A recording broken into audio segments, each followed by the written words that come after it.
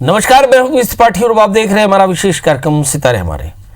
आप सभी दर्शकों का इस कार्यक्रम में स्वागत है। आज हम ऐसी चर्चा करने वाले, एक ऐसा उपाय बताने वाले हैं जिसके करने से छोटे बच्चों को दृष्टि दोष से बचाया जा सकता है। वैसे एक तरह का ये एक धारणा है, मगर फिर भी शास्त्रों में या बुजुर्गों ने कुछ एक आध्यात्मिक उपाय बताए हैं, इस पर हम विस्तार से चर्चा करेंगे। इसके अलावा आपके फ़ोन कॉल्स होंगे, आप सीधे फ़ोन करके अपने प्रश्न पूछ सकते हैं।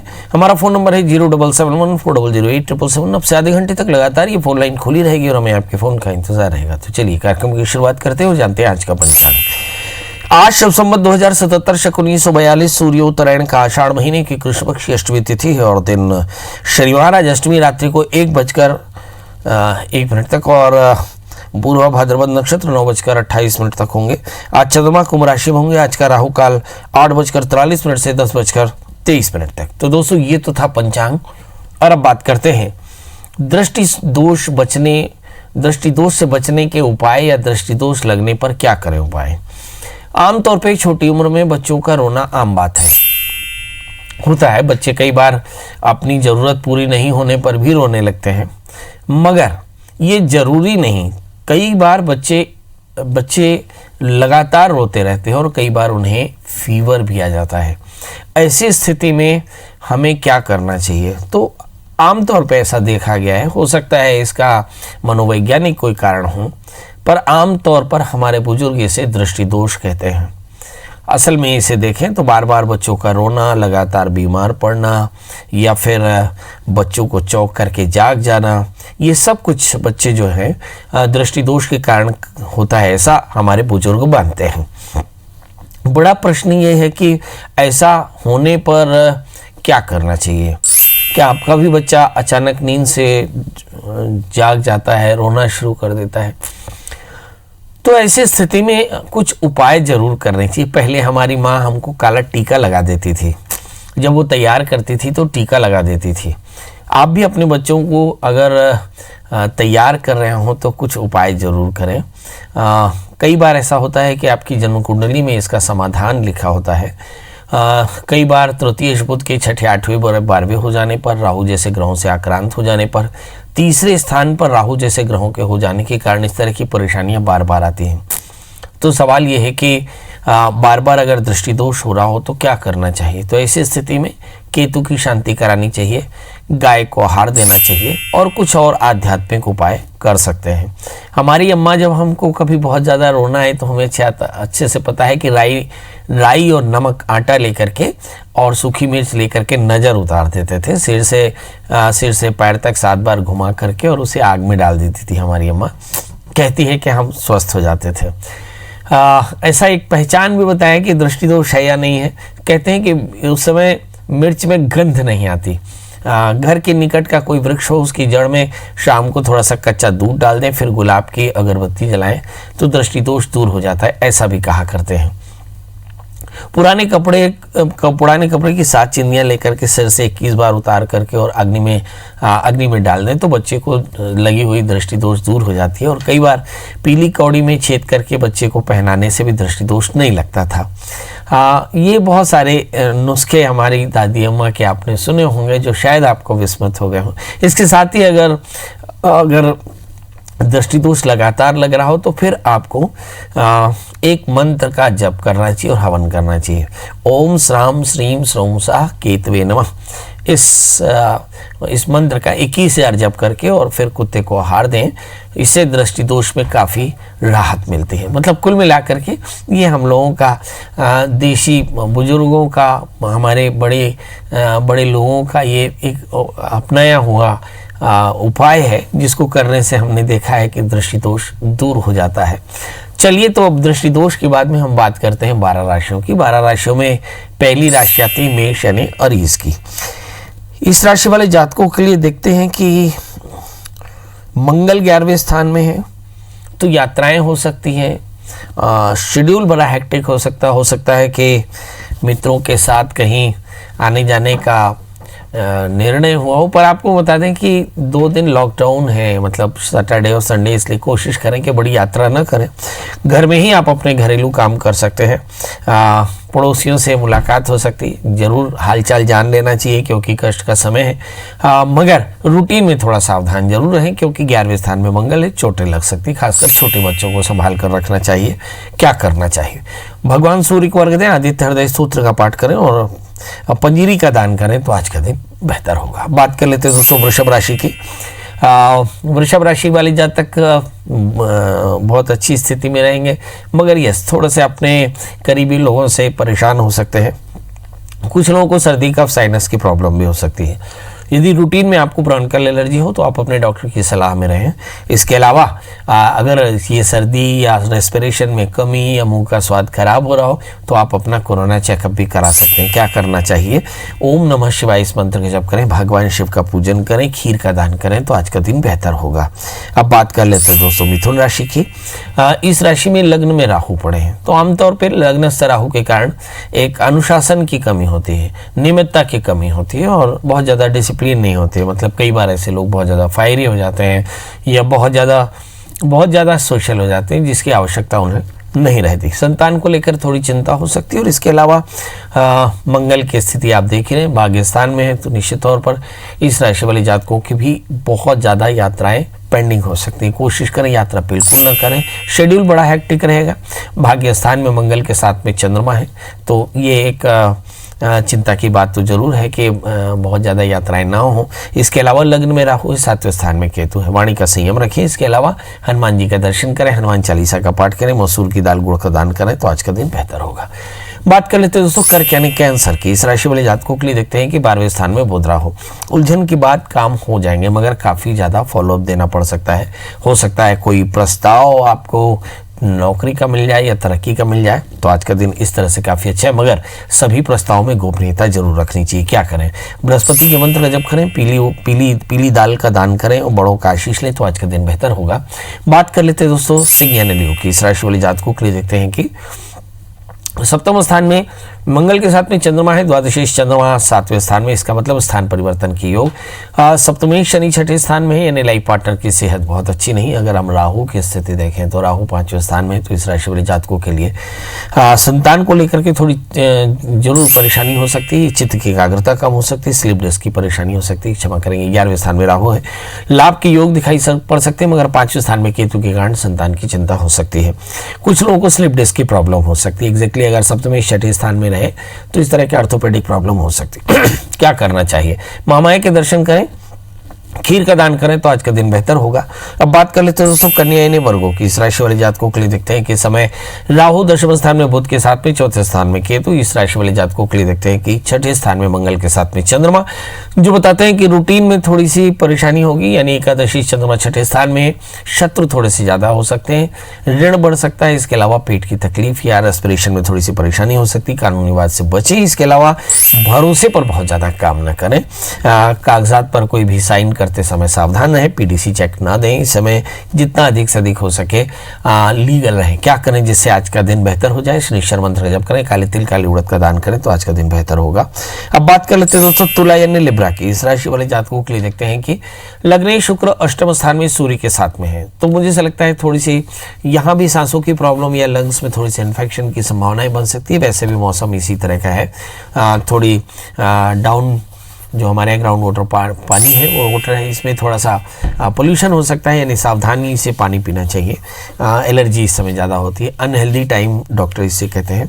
आवास को लेकर के थोड़ी जो चिंता है वो ख़त्म होती नज़र आएगी, मतलब आवास यानी घर को लेकर के आप कुछ प्रयास करेंगे और समाधान भी हो जाएगा। आज का दिन बाकी दिनों की तुलना में बेहतर होगा। एग्जैक्टली जब चंद्रमा 5वें स्थान में मंगल के साथ में हो क्या सावधानी रखनी चाहिए? नंबर 1, आपके भाग्य स्थान में बुध के साथ में राहु है तो उलझनों से उलझे नहीं और लगातार पेशेंस बना करके प्रयास करते रहें, फायदा होगा। भगवान शिव का पूजन करें, खीर का दान करें, रुद्राभिषेक करें तो बेहतर होगा। अब बात कर लेते हैं दोस्तों वृश्चिक राशि की। इस राशि वाले जातकों के लिए देखते हैं कि 8वें स्थान में बुध के साथ में राहु है, बुध अगर अष्टम स्थान में हो तो मतलब लिटिगेशन के चांसेस बनते हैं। अब कोरोना पेंडेमिक के समय में बहुत तरह से लिटिगेशंस हो सकती हैं, मतलब सावधान रहना चाहिए। तो यात्राएं भी आपके लिटिगेशन की वजह बन सकती है। जगह जगह डिस्ट्रिक्ट सील है, यात्राएं ऐसी ना करें जिससे आपको परेशानी हो। और यदि बहुत जल्दी बहुत ज़रूरी यात्रा हो तो सरकार से परमिशन ले लें। व्यवसाय में आज का दिन बहुत अच्छा तो नहीं होगा, पर ठीक है, बाकी दिनों की तुलना में बेहतर होगा। अगर आपकी शादी नहीं हुई तो वैवाहिक प्रस्ताव आ सकते हैं। इस आज के दिन कोई बड़ा निर्णय लेना पड़ सकता है। परेशानी की बात क्या है, 8वें स्थान में राहु। कोई भी इन्वेस्टमेंट करते समय जरूर सावधान रहें। इसके अलावा भगवान सूर्य को अर्घ्य दें, आदित्य हृदय सूत्र का पाठ करें, पंजीरी का दान करें तो आज का दिन बेहतर होगा। बात कर लेते हैं दोस्तों धनु यानी सिस्टेरियंस की। अब यहाँ पे देखते हैं कि तीसरे स्थान में मंगल के साथ में चंद्रमा है। थोड़ा सा इम्पेशेंट बिहेवियर है आपका और इम्पेशेंस पैनिक हो सकता है। अष्टमेश इस समय तीसरे स्थान में है तो मुझे ऐसा लगता है कि स्वभाव में चिड़चिड़ापन थोड़ा ज़्यादा होगा। मंगल तीसरे स्थान में होने के कारण आतुरता भी थोड़ी ज़्यादा होती। कुछ लोगों को हो सकता है कि गले में खराश जैसी परेशानी हो।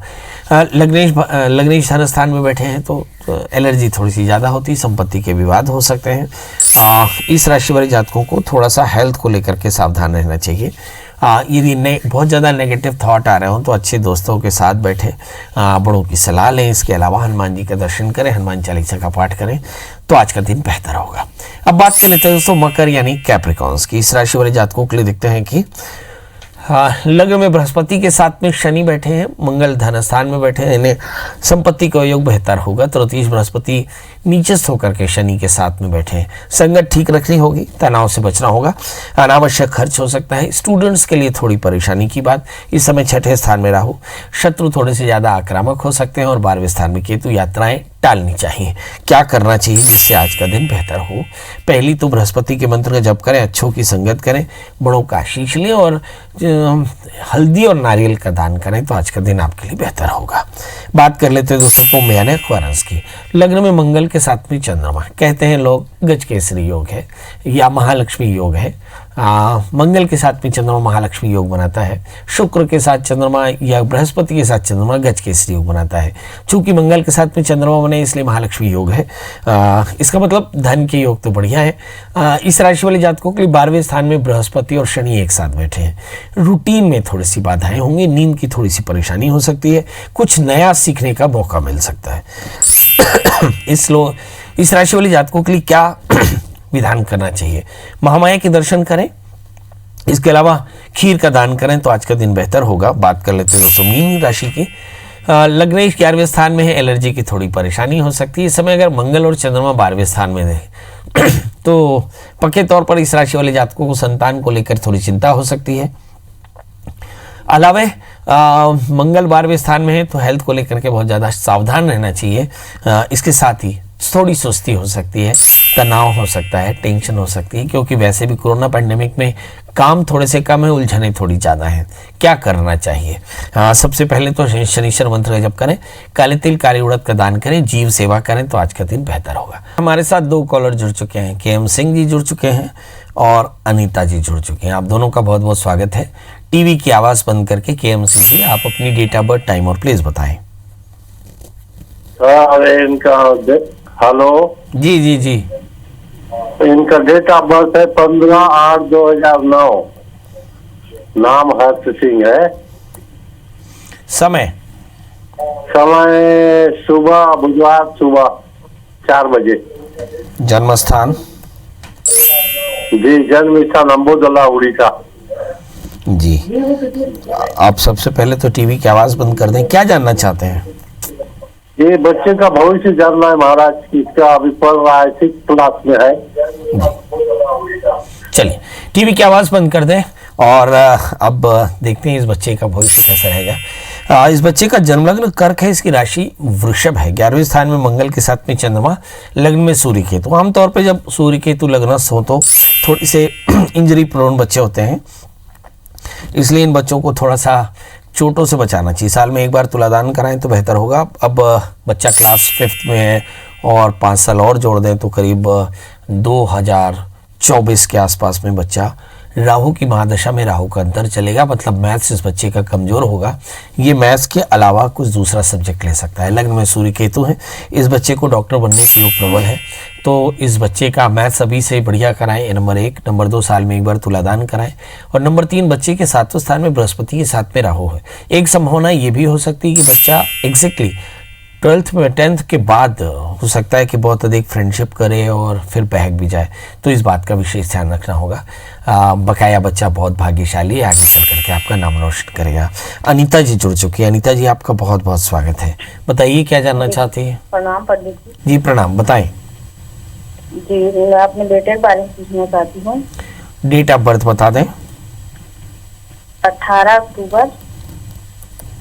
18 अक्टूबर 2004 का जन्म है। 4 या 7? 4। और जन्म समय? जन्म समय है उसका 1:15 बजे दोपहर में। और जन्म स्थान? जन्म स्थान बिलासपुर। जी क्या जानना चाहती है अनीता जी?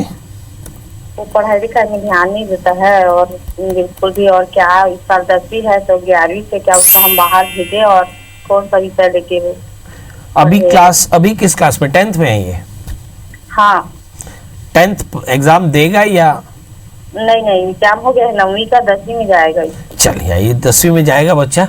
सब्जेक्ट क्या लेना चाहिए? पढ़ाई में ध्यान नहीं देता। आमतौर पे ज़्यादातर पेरेंट्स की यही शिकायत होती है कि बच्चे टीनेज में इस तरह का बिहेव करते हैं। बच्चों का पढ़ाई में ध्यान नहीं होता, फ्रेंडशिप ज़्यादा करते हैं बच्चे, कई बार आइसोलेट हो जाते हैं, कई बार इनडिसिप्लिन हो जाते हैं। इस बच्चे का जन्म लग्न मकर, राशि इसकी वृश्चिक के अगर गोचर में देखें तो 8वें स्थान में राहु और 3रे स्थान में गुरु शनि है। यदि विंशोत्तरी दशा देखें तो तृतीयेश बृहस्पति भाग्य स्थान में, और इस समय जो दशाएं चल रही हैं उन दशाओं की अगर बात करें तो ऐसा लगता है कि यस, इस समय बच्चे की शुक्र की महादशा में शुक्र का अंतर समाप्त हुआ, सूर्य का अंतर भी समाप्त हुआ, अब चंद्रमा का अंतर शुरू हो रहा है 27 जून से। और चंद्रमा इस बच्चे की जन्म कुंडली में 11वें स्थान में है, सप्तमेश होकर के बैठे हैं, तो फ्रेंडशिप ज़्यादा होगी, इनडिसिप्लिन ज़्यादा होगा, संभालना होगा। क्या करना चाहिए इस बच्चे को? आगे चल करके मैथ्स ऐसे सब्जेक्ट ले सकता है क्योंकि बृहस्पति इसका तृतीयेश होकर के भाग्य स्थान में है। एक कम अच्छा ऑप्शन कॉमर्स का भी हो सकता है, पर बायोलॉजी शायद इसको सूट न करे। बहरहाल इस बच्चे के लिए बेहतर होगा कि इसकी काउंसलिंग कराएं। नंबर 2, इस बच्चे को पढ़ाई में बना कर रखें। नंबर 3, इस बच्चे की कोशिश ये होनी चाहिए, पेरेंट्स की कोशिश ये होनी चाहिए कि बच्चा कम से कम फ्रेंडशिप करे, क्योंकि सप्तमेश नीचस्थ होकर के 11वें स्थान में है। अगर फ्रेंडशिप हुई और ख़राब फ्रेंडशिप हुई तो इसके प्रभाव खराब हो सकते हैं। क्या करना चाहिए? माता पिता को चाहिए कि चंद्रमा के मंत्र का जप करे, भगवान शिव का अभिषेक, सोमवार का व्रत करे और पंजीरी का दान करे तो बेहतर होगा। जी, अब हमारे साथ अगले कॉलर सुरेंद्र जी हैं। सुरेंद्र जी आपका बहुत बहुत स्वागत है, बताइए क्या जानना चाहते हैं। प्रणाम पंडित जी। जी प्रणाम करता हूँ। सर मुझे अपने ट्रांसफर के बारे में जानना है। जन्म तारीख बता दें। 22/12/1983। और समय बता दें। जन्म समय मालूम नहीं पंडित जी। कहाँ से बोल रहे हैं वो बता दें। रायपुर सर्रा। जी, काम क्या करते हैं आप? मैं शिक्षक हूँ सर। कहाँ ट्रांसफर चाह रहे हैं? मैं दंतेवाड़ा से रायपुर कराना चाहता हूँ सर। तो अभी आप दंतेवाड़ा में हैं कि रायपुर में हैं? दंतेवाड़ा में हूँ सर। चलिए, दंतेवाड़ा से रायपुर आना चाहते हैं। बड़ा प्रश्न ये है कि क्या ऐसा हो पाएगा। आपका प्रश्न लग्न है कर्क और भाग्येश बृहस्पति इस समय 7वें स्थान में है, तो जन्म कुंडली तो कहती है कि परिवार के साथ रहने का सुख मिलने वाला है, पर बड़ा प्रश्न ये है कि ये आसानी से नहीं होने वाला। इसके लिए आपको लगातार प्रयास करने होंगे। जुलाई 2020 के पहले आपके ट्रांसफ़र के योग बनते प्रयास करना होगा। तो चलिए, अब आपसे विदा लेने का समय आ रहा है, और विदा लेते समय एक जो औपचारिकता हम रोज़ करते हैं आज भी करेंगे कि देश में कोरोना बहुत तेज़ी से फैल रहा है और इस कोरोना को फैलने से केवल आप ही रोक सकते हैं।